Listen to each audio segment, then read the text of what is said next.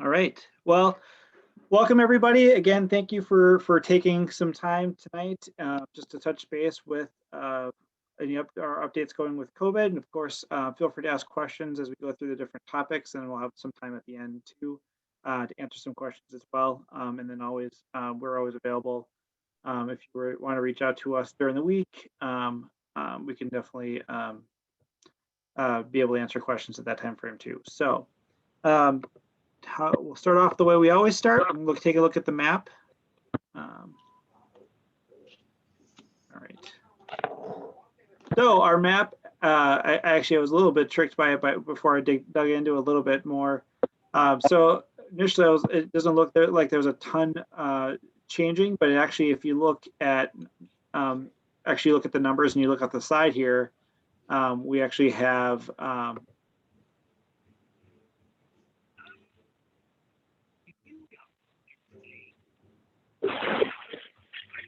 Sorry, I got muted. You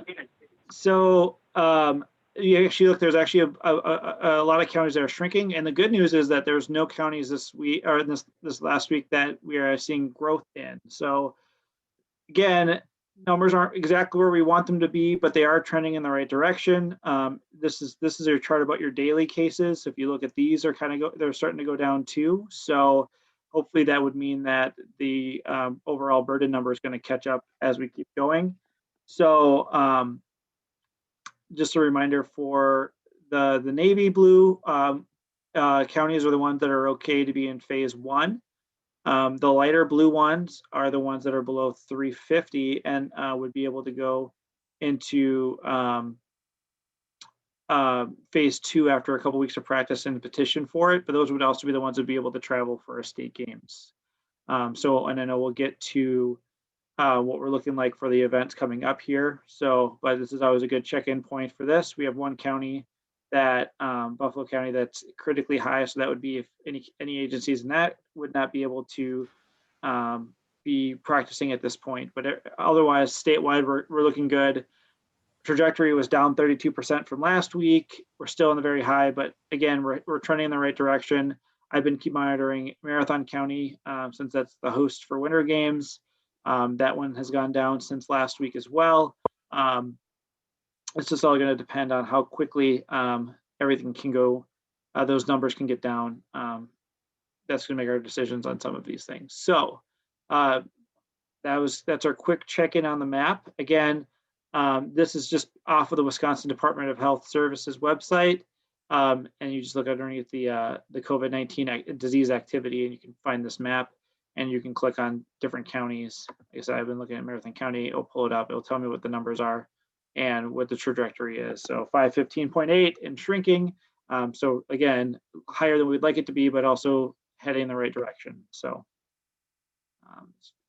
stop sharing that, and then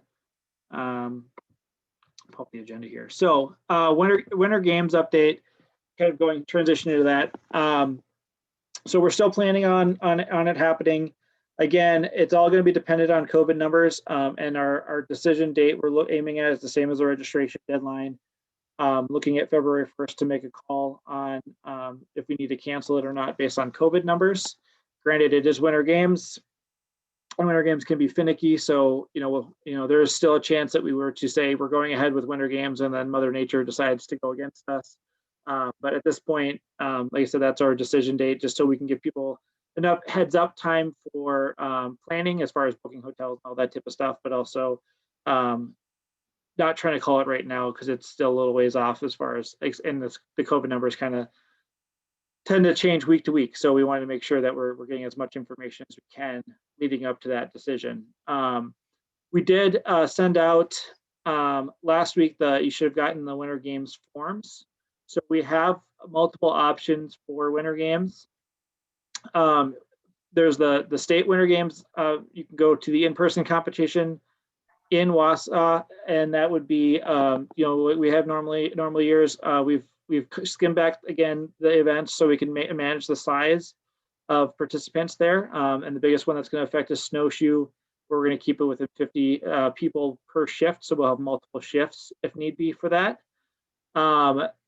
the skiing, the big change in skiing, which again was not COVID related, was the events offered. So not offering the Super G, but replacing it with the unified events for the other two events. So that gives athletes an opportunity to do more runs than a normal year. And if you do not have a unified partner, we have a unified ski, or we have a ski team that volunteers there that would be able to fill in unified spots for those. So that's for the in-person competition. We also, there are forms for in-practice competitions. So for agencies who are practicing winter games and either would like to do the in-practice competition and the in-person, or would just don't feel comfortable traveling or aren't able to travel, you do have an option for competition. You would submit your roster and qualifying times on the February 1st deadline. We would then division your athletes with athletes who also registered for in practice from across the state. And then you would submit a final time by the 21st of February. And then we place your athletes, we'll give it a placement based on the divisions that they were in, based on the qualifying scores. We would still do virtual events, and we'd still our virtual awards, and we would still send out your awards to the head coach for your agency, so that the athletes would be receiving medals and ribbons like they would going to the state games. Again, you can do both the in-practice and the in-person competition. You do not have to choose. So if there are agencies who are planning on going out to Wausau, you can still do the in-practice one, and your athletes can get essentially 2 medals for the events that they would be running going in. The only thing that's if you're doing both, you cannot use your state winter games in-person times as your final score time. You need to do one in practice. So because the idea is that we want you doing it on the same course that you did your qualifying time. So you would be you would have until the 21st to do your time, so you could be doing them the week prior to state winter games if you wanted to do that. So those are the options that we've sent out already. Does anybody have any questions with the forms that came out or anything I just mentioned tonight?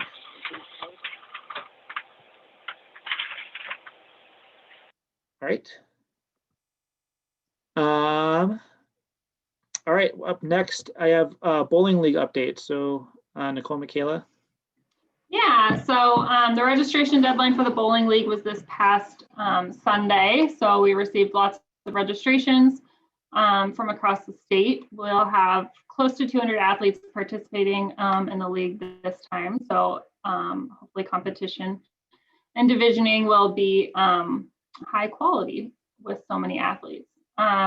So just a couple of reminders, if you have not turned in a registration form and you do plan on bowling, please contact myself or Michaela as soon as possible. And our emails will be included in the wrap-up email. For the most part, all the athletes are clear.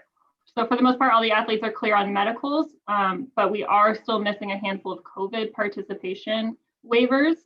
So if you know that some athletes are missing that, or we will contact you directly if you do have any athletes that are missing that form, just make sure to collect it on the first day of practice before they kind of start practice or enter practice. And then the official competition will start on Monday. So the new weekly score sheets were sent out either today or will be tomorrow. So the only change from the fall bowling league is that we do ask you to put the date of the games bowled on the top column in that spreadsheet. So there is an example spreadsheet included. So you can kind of see, like, if an athlete misses a week, for example, just leave that column blank and then put their score in with the appropriate date. So that should help us kind of keep track of for scores. If anybody needs to suspend practice, we'll be able to fill in scores as needed. So I think that's it for bowling. Does anybody have any questions before we start next week?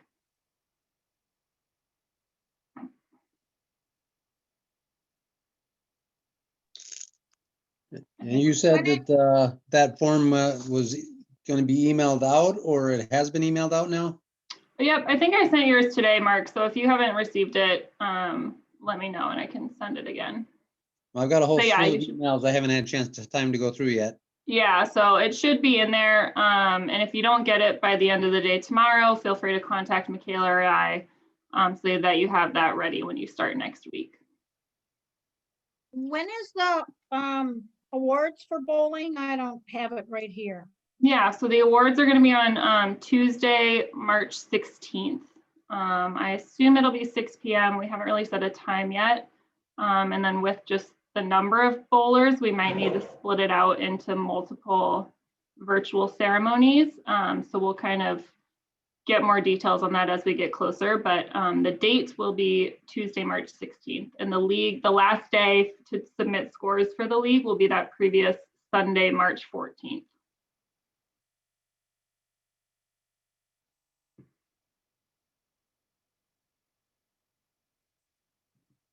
Anybody else?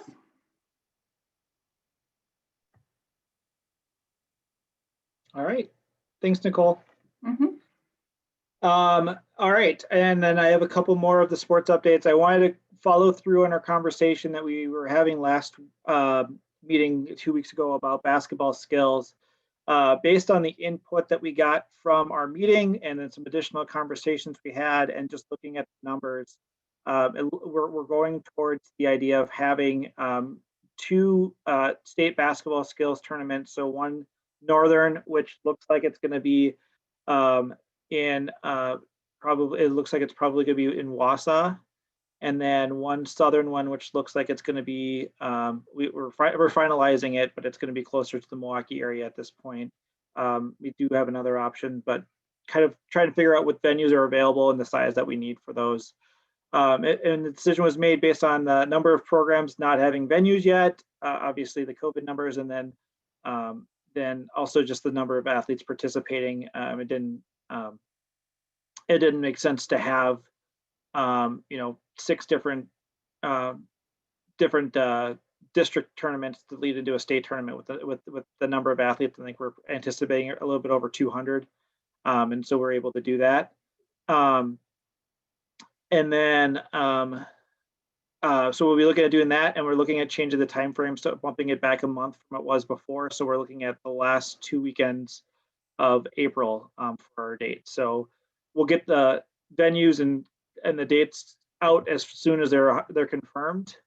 But so that would put us in the last 2 weekends of April for basketball skills, and then that would adjust our summer sports district competitions. We are still planning on hosting them in May to accommodate some of the school programs to at least have the one competition to be able to go to, and then that would push our state competitions for track, swimming, and soccer towards the last couple of weeks of June.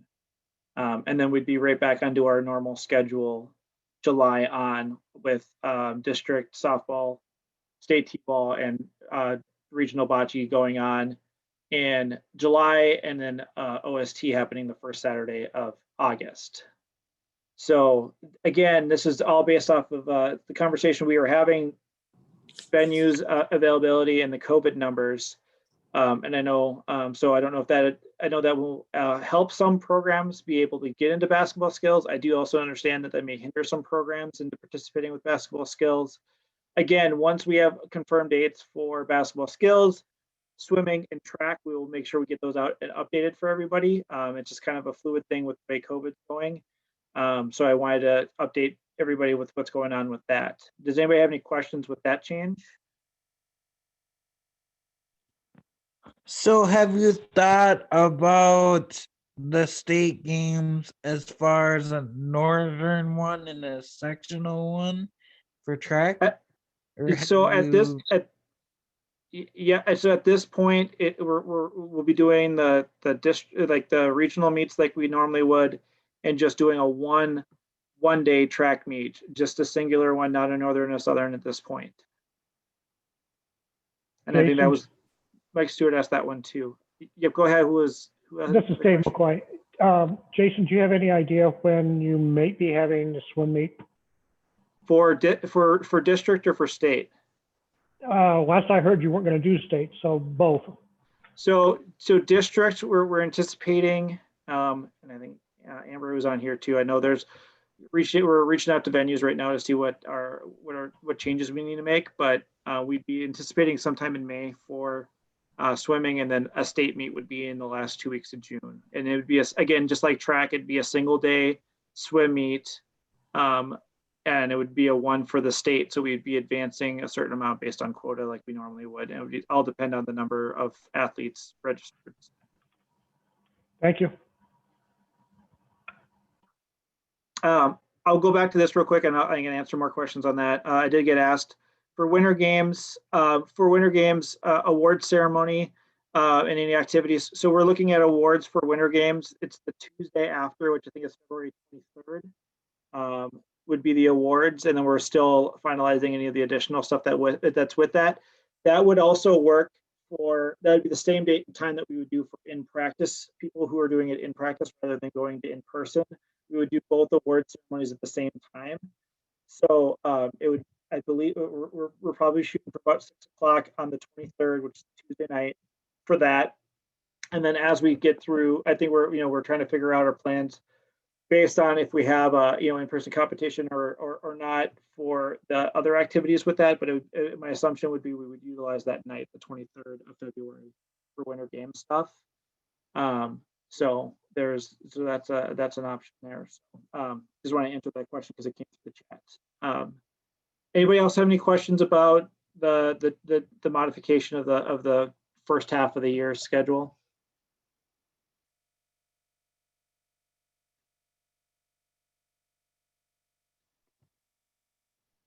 And it really is our intention to try to stick to one of these schedules. But again, just like everything COVID related, if something came up, if something popped up and the numbers spiked for another time, or then we would have to adjust. But we're trying to keep it so we're not changing a schedule on you guys every other week here. So that is our intention. Hannah asked about softball schedule. Softball would be like a normal year. It will look like districts somewhere in that second week of July, and then state would happen in August at Carroll University.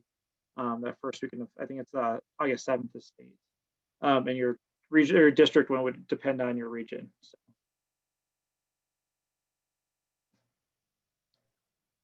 Jake, Oh, do you have a Jason, question? Oops, sorry, go ahead, Bev. Jake, unmute yourself and then you can go next. so we're kind of on the COVID schedule, hopefully until we get to bocce, softball. I don't know what else is at OSI. Tennis, we don't have tennis. And then flag football. So about that time, we're hoping to go back to normal scheduling. We would yes, that's kind of the plan right now, is that we're making our decisions right now for the first half of the year, knowing that a lot can change between now and June. But yeah, the plan right now is that we'd be back on a normal schedule for the second half of the year. Okay.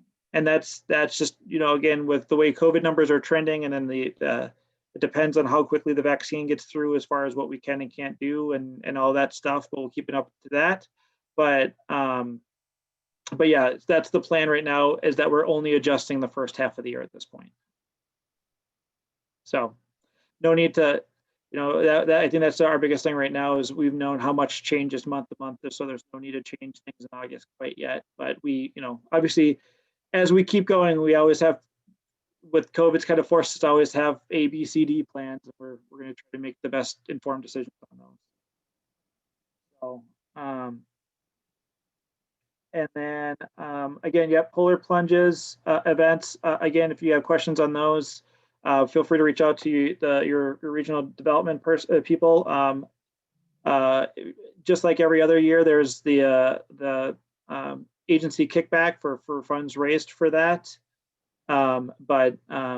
So if you have not, as an agency, registered for Polar Plunge and you normally would, or would you like to, highly recommend doing that. And if you have, thank you for doing that. And hopefully we have the two options to do them in person, and also there's an at-home option as well. So keep those in mind as you think about your yearly fundraising goals too. So. And also, we're doing something new this year as far as the Polar Plunge goes. We are doing a Cheer for Champion campaign. What was for that, Mike? Each of the regions. We are doing a Cheer for Champion campaign for each of the regions, and everybody, I guess one athlete from each region is accepted. That's what my Region 2F director said. Is Okay. that true? Brittany's on it. Mark's nodding his head. Yeah, they're gonna, similar to the Champions Run. Now I can't remember the name of the run that we just did. Virtual Run Series? That's the one. Similar to that, we're highlighting athletes from all the different regions and using that to help boost our polar plunge presence. And I'm one of them. So. I think Jake Casper had a question, and then there's also a good question in the chat that we should address. Jake, you want to go ahead? Jake, you Yeah, want to go ahead? I was just wondering, for time frame, Time frame for what? for track and field for the actual regional track meet in Region 6.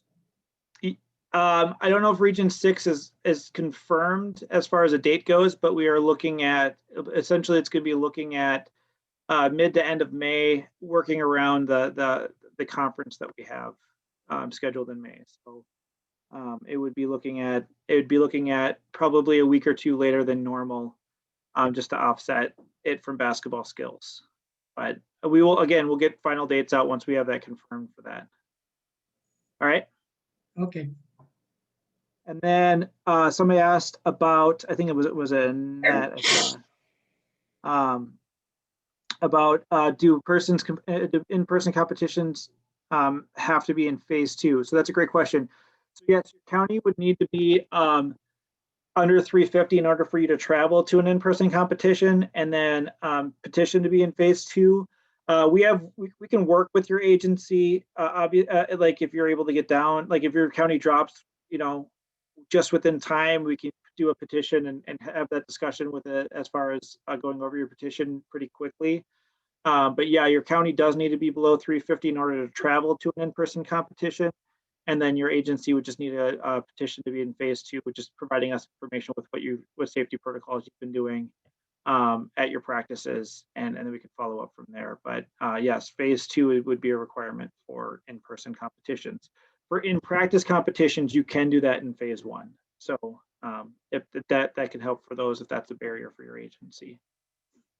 The last piece of scheduling stuff, we have 2 state competitions that would normally happen in the springtime, and they typically have been run by agency volunteers for us, that we got updates on recently. So first part is gymnastics. We heard back for gymnastics, and we will not be having gymnastics this year. It came down to a variety of different factors, including venue availability and then safety protocols for not only our COVID stuff, but also through gymnastics programs and working with their officials and all that type of stuff. So gymnastics will not be happening this year. They do plan on picking it back up again, April for 2022. And then I also talked to Joe about powerlifting. Powerlifting is not going to happen in April. They're not canceling it for 2021 yet. What Joe is elected to do is wait a couple of months and see where we are COVID wise and where restrictions are, and try to host something in June if we can. Again, if June's not a possibility, then we would cancel it for this year. So powerlifting is not canceled, but it's kind of to be determined at this point. It just will not be happening during its normal time frame. So let's see. Sharon asks, July softball, bocce, t-ball, any idea on the state date for OST? OST, we have it, it's Saturday, August 7th is the date that we have for OST. I think that's what you're asking. So that's what I have for that. Any questions about gymnastics or powerlifting?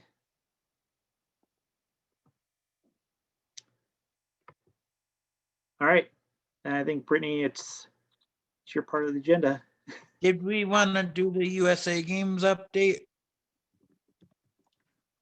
I mean, the update that we have for USA Games is that we've extended the bowling nomination forms through the bowling season, and that's been updated. Coaches, if you want to, we're still accepting coaches' applications, and then we will be sending out other nomination criteria as the sports seasons come along. And then otherwise, we're still planning our normal USA Games schedule as we normally would until we have to change something. So at this point, we're still looking at a selection camp in September, and then training camp again in April, and going to USA Games in June. So that's Leadership conference? There's a leadership Hang on, conference. Mike, you're stealing my thunder. Yeah. Sorry, Margaret. We still got a few more items to cover. I think we'll cover some of those questions. So, Perfect. well, first I want to talk about the fitness competition. Just a real quick rundown. I've mentioned it a few times now in the calls, but we will be offering a fitness competition that can either be done virtually, so athletes can do it in their own homes without having to be in person, or it can be done in an in-person practice setting. There will not be a larger competition event, but it is a competition that they can compete in on their own. There will be 3 different levels based on intensity, level 1, level 2, level 3. And within each of those levels, there are 4 different exercises. I had recently sent out the playbook that has all of that listed out, not only the competition format, but how we're going to division, how we're going to score, the different exercises and how to do them, and all sorts of good stuff like that. So check out the playbook first. If you have any questions, feel free to reach out. We just had a coaches training on Tuesday night. I'm getting my nights confused. Not a whole lot of people were on the call, but thank you for those that did attend. Hopefully it was helpful for you. We did record it, and it will be posted on our website, hopefully shortly, if not by the end of the week, early next week. So stay tuned for that. The one thing I do want to note is that the first round of scores for that, so we will be collecting a preseason, a mid-season, and then an end of season score for each of the exercises. And the preseason scores are to be collected from February 1st through the 7th, and then turned in by midnight of the 7th. So if you are interested in fitness, keep in mind that those dates are coming up. So if you do have questions, reach out. You might be wondering where are the registration forms? Those are coming. We're still kind of figuring some things out on our end on exactly what needs to be collected and how we're going to do it in our database. It's a new sport for us, so we're still kind of figuring out the kinks there. But at the very least, the registration forms will be available early next week. So stay tuned for that. We'll send them to all of the agencies that have filled out the intent to play for fitness, as well as those that attended the training. So if you want to be included on that list, just shoot me an email or message me in the chat, and I'll be sure to add you to that list. That's really all I had on the fitness competition, unless if anybody had questions. And if you're not convinced enough to do the fitness competition, especially now that things are being pushed back a little bit, it's a great opportunity to keep your athletes engaged and active while we wait for the other sports to pick up a little bit. And yes, Diana, I can send you the playbook. One other quick note on kind of the health realm. I just want to do a quick little advertisement. Is that next week? February 3rd, not next week, the week after. Wednesday, February 3rd, the health and fitness team is doing a little takeover of Don's Wigging Out Hour. And we will be doing oral health education, having some Marquette dental students join us and giving us a virtual tour of their dentist office and walking the athletes through what it's like to show up to the dentist, what to expect, and answer any questions that they might have. So it's a really unique experience. It's something we haven't done before, having this virtual tour. So if you would please share that information with your athletes, that would be great. I will include the information in the follow-up email, but it is also on our events calendar as well. And then I am going to surprise Mark and put him on the spot to share the save the date for the leadership conference and then hopefully also talk about Zoom accounts quick and what to expect timeline wise for that. Thanks, Brittany. Two things. I want to go back real quickly. The Polar Plunge, that I'm sending out an email to all agency managers tomorrow. But if you're a family member that generally sets up the Polar Plunge for your program and haven't done so, there's going to be a little email that kind of explains things and a little surprise that will be coming into it. So if you haven't signed up for the Polar Plunge, now's the time to do it, and it's easy and it's virtual, or if you like to go sledding or take advantage of that, but something is coming out tomorrow from me. Regarding Save the Date, I have a fantastic leadership conference team, and we've kind of finalized times, dates, sessions, and such. And on May 22nd, which is a Saturday, we will be having our virtual leadership conference. We will be sending out save the dates and specifics and such regarding that.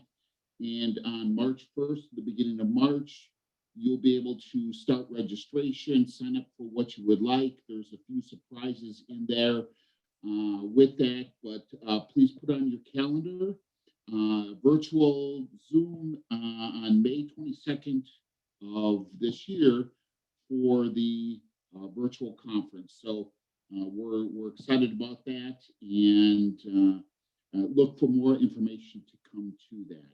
So, and finally, regarding Zoom accounts, if you are interested to set up a Zoom account within the agency, please let Brittany or I know. There's some forms that need to be done.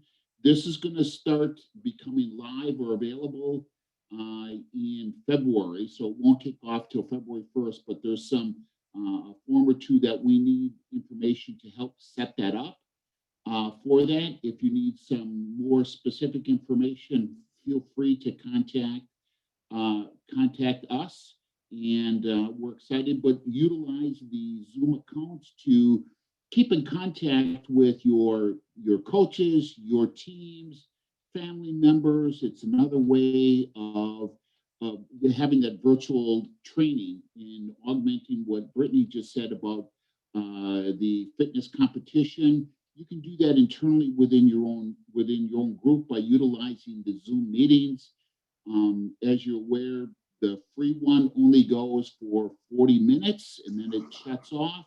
Here, by having the account, it's a little more, it's unlimited, is that correct, as to time? But you need to let us know so we can get that all set up and ready to go. So there's some logistics that we're working on in doing some internal training on our end, but if interested, please let us know. Any questions on any of that? I have a question for Mark. Yes. Mark, I have heard, so I want to confirm, are you doing service awards at that Zoom, and how would that be done? And is it for 2020 and 2021? We will be doing yes, service awards during the virtual. I'm not gonna give away secrets as to how we're gonna do it. That's gonna be part of a surprise. And quite honestly, we're still working on it, but surprise.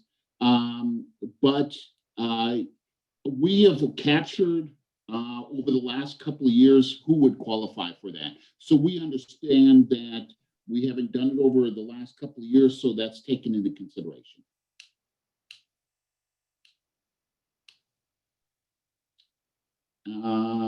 Is that Zoom stuff going to be ready for the fitness competition? That will be your call, Brittany? Yeah, I mean, if the, oops, sorry, my dog. Yeah, if the form is ready by February 1st, then yes. Okay. That's great. And then the cost for the Zoom for that setup will be $80, and it's good for a whole year. And it comes out of your agency funds. So that's one of the paperwork that we need. There's some of that information, and then we'll pull that out. I'll make that transfer for that. So it will, the $80 as Donna just mentioned, per year, and then we'll handle some of the administrative logistics to that. Any other questions? Thank you, everyone. Join us for the polar plunges, February 6th to February 28th. The weekends of those, correct, Mark? Yes. Yeah, and they're all listed. Sorry, my dogs are going nuts all of a sudden. And they're all listed on the events calendar of the website. So if you need to look at your specific location, you can look on the website. Just one quick housekeeping note I wanted to add. So Nicole briefly mentioned it in the very beginning, but for any in-person activity, whether it's a practice or if you're attending a competition, anyone, not just our athletes, but coaches, volunteers, anyone that will be there needs to fill out that COVID release form. And those actually need to be turned in. So yes, you can collect them at your practices, but at some point, please send them to the COVID email address, which is just covid@specialolympicswisconsin.org, so that we can update everybody's profile in our databases and make sure we have that all marked down. So that'll be in the follow-up email per usual, but I just wanted to give a reminder now that we're starting to be more and more in person. So Brittany, that means parents are spectators? Yes, if they're at the practices, although keep in mind that those parents and spectators count towards your total numbers. So I anticipate there won't be many parents and spectators right away because our numbers are. No, I was talking more about the in-person as in winter games. Yeah, they'll need to fill it out. I believe. No, Don's shaking his head. I don't know. Now I'm not sure. So we'll touch base more on parents and spectators. It's going to be going through our protocols of screening and all that type of stuff. So we would have their information and all of that. But for like coming out to a one-day state event, I don't think that's the neat part. It's the participation in multiple practices and competition where we would need the COVID release form. Okay. We would still need to gather their information through the check-in process if they're at an event, and they're going to be part of our competition area, which is one of those things that we're working on for Winter Games. But the actual form itself is more so for registered participants for Special Olympics and coaches and athletes and volunteers. And we will have forms on site too. So like if Yeah. they needed to fill something out, they could just do it there if that was the only thing they were attending. Thanks. Couple questions in the chat coming through, I think, to everybody. Will the Zooms be individually owned by each agency? No. Yes and no. It's a complicated process. Yeah, I can touch on that. So they will be, in order to get the 50% discount, they're going to be tied to the state accounts. So we have a certain number of accounts that we have for different departments. And so the only way that we can really manage it to get the 50% discount, which we do through what's called TechSoup, is to tie them all. So what we'll really need is for you guys to provide an email address when the time comes. And then actually I'm going to be, I have a meeting not tomorrow, but a week from tomorrow with the Zoom admin people to kind of go over some of this stuff. But the idea is then that once you provide us or provide Mark the information that you want to get an account, he'll be able to tie that through finance to get charged. And then we'll take that email that you provide, enter it into the kind of the back end admin features of Zoom. And then you would get an email, or whoever that email would get it. And then you would go in and you would sign up for your account with that email address, and then you would automatically be in the same system as us for all the features. Now you would be able to set up your own meetings. all those things, you do it on your own, but it is still kind of tied to the Special Olympics account.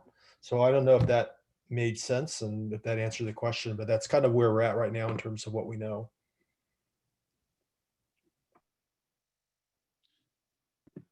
The key is you'll have control to set up your own meetings and everything else. We won't have our say into any of that. But in order to get the benefits, it has to be, as Don mentioned, tied in at the top level. But we're not going to be big brother and watch over on each individual stuff. We may pop in just to watch and be active, but for the most part, you're in control of how you want to run that meeting. Yeah, you won't have to contact us ahead of time to set anything up. You'll be able to do that all yourself.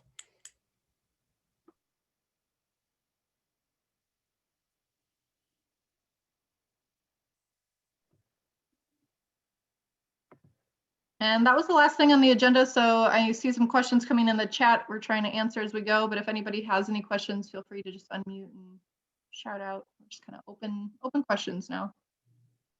Are you covering vaccinations at all? We have no additional updates for vaccines from SOI or from the Wisconsin Department of Health. So Okay, I Same have a as- question. I have a question that was proposed to me by an athlete. He is going to be scheduled to get his vaccination next week. I already know some of our adults have gotten theirs. Is that something that we're going to have to report, or Special Olympics wants to know when they've gotten their vaccination? at this point, we have not been given anything from SOI for how we're tracking it. I would assume if we're planning on tracking it, it would be something either an additional like individual form or it'd be added to an athlete medical form. But at this point, we don't have a system to do that yet.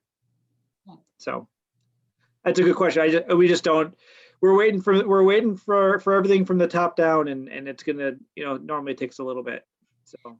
Okay, Jason, I am on top of that. I'm just wondering, should they be, logging? I mean, this athlete lives by himself. Should he make sure he knows the date in case, in another month you decide that you need to know the date that they got it, or some sort of a record? My recommendation would be, so they get that card filled out with the date, partly because it's a 2-dose. Right, but then do they vaccine. keep it I after would the second? keep that card, not only for our purposes, but I have a feeling that card might be useful for even just like travel and life. Okay. So my recommendation would be to keep that card, even not thinking about Special Olympics. But then they'd have it in case we do need it later. But And I wasn't sure if they take that card after the second dose. I believe the person Keeps it. Another option that I would recommend would be like taking a picture of it. So that way, if you lose the physical card, you at least have a picture of it. And it's probably best to know this now when we're in the beginning of it until we get to the end, and then everybody's going, I don't remember when I got it. Right. And I'm assuming that it's probably, since it's right now, I think you've either got it or you don't have it. I'm assuming it's gonna be more of a checkbox than it might be a date, but Okay. again, I don't even know if that's gonna be something we're gonna require the information on. We'll let you know the last thing we heard from Special Olympics Incorporated was that they're working with their health officials and they'll let us know when they know. So we're kind of in that same boat. But Okay. it's a good thing to be thinking about it. Yeah. Well, and more information than not have it. I agree. Question for you, all of you. You there? Yep. I was going to ask you about the vaccination thing. What if somebody has just one vaccination and not just two? Because I know some of the vaccines are different kinds of vaccines. Will that be on your medical form, or what's the deal? Yeah, like I just said, we're waiting to hear from Special Olympics Incorporated, Special Olympics North America to see what they're going to require as far as information goes, or if they're going to require information. So if it's a single dose vaccination and that's the way it's set up, like that's going to be, it's obviously going to be sufficient enough. So that's just kind of, again, where we're going with. I'm trying to take a look is there, was there anything I missed in the chat? I know there's been a couple of things that come up. I don't think so. I've been trying to answer it as it goes. Yes, Bob. Okay. Oh, Yeah, I've got a question for you now. One of the things that, but like when your medical gets informed every 3 years, I know like we've had medical and stuff like that from our agencies. Now, will that show up like, will that medical thing show up on the like the medical forms? Will you have to get a COVID thing every so many years, or is that going to be just a one-time thing, or is it going to be permanent? I don't know, because I know. Peter, we just don't know right now. Oh, we don't know. Okay. I'm sorry no. if I pushed the press. One thing I would like to see in Special Olympics, I know that I've kind of thought about it in my mind. It's been kind of stuck in my mind, not to perseverate on anything, but I would like to know is if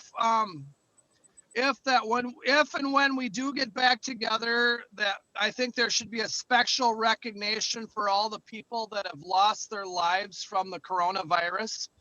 I think that maybe they should have, like when we have opening ceremonies again, that I think the people that have died and lost their lives because of the pandemic or during the pandemic, that they should have some kind of recognition.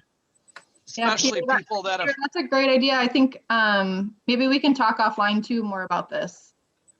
Yeah, because a lot of great ideas that we'd want to hear about, but I think we'll open it up to everyone else for questions. Okay. Oh, sure, that's fine. That's fine. I agree with that, but I miss everybody. Nah, we miss you too. Well, yeah, well, we'll be back. So when are we going to start back up? I missed part of the meeting. I'm a little late to the party, as you can see. Yeah, I think we'll catch you up offline because we covered quite a bit. So we'll catch up at another yeah, time. fill me in. Yeah, Okay. fill me in. Yeah, but we're going to be starting pretty soon, like in April or something. Is that the plan? I'll fill you in. We'll talk offline. All right. Thanks a lot. Yep. All right. There was a question regarding the Zoom thing. Do we have to take and let Special Olympics know when we're having a meeting or something if we take and get on that $80 thing? Or No. on our own? No, you would have your email that you would create your account with would be what you would do. So you would have your own account that way. It just is tied to the Special Olympics account for billing reasons. So you would be able to set up your own meetings, be able to do all that type of stuff. And again, if you have, I know you were, I know a lot of people were on that Zoom training, but if you weren't on the Zoom training, it is also on the Return to Play website, a portion of our website too. But you can set up your own meetings through that account, like it's your own individual account. So that's not a problem. Thank you. Yep. Are we still having unified races for swimming? At this point, we haven't modified any events for swimming. So at this point, I would say yes. So, and then again, with just everything being flexible, if we have to figure out a way to minimize numbers, that may change. But yeah, at this point, yeah. Hey, Brittany, I sent you a message in chat. Got it.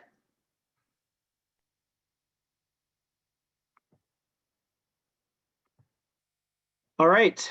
Otherwise, we'll get out a few minutes earlier than normal, but thanks everybody for joining us. And then if you have any additional questions, we can talk.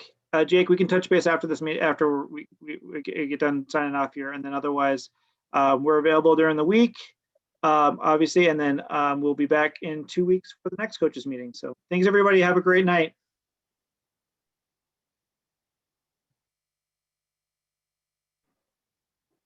All right, Jake, what's your question?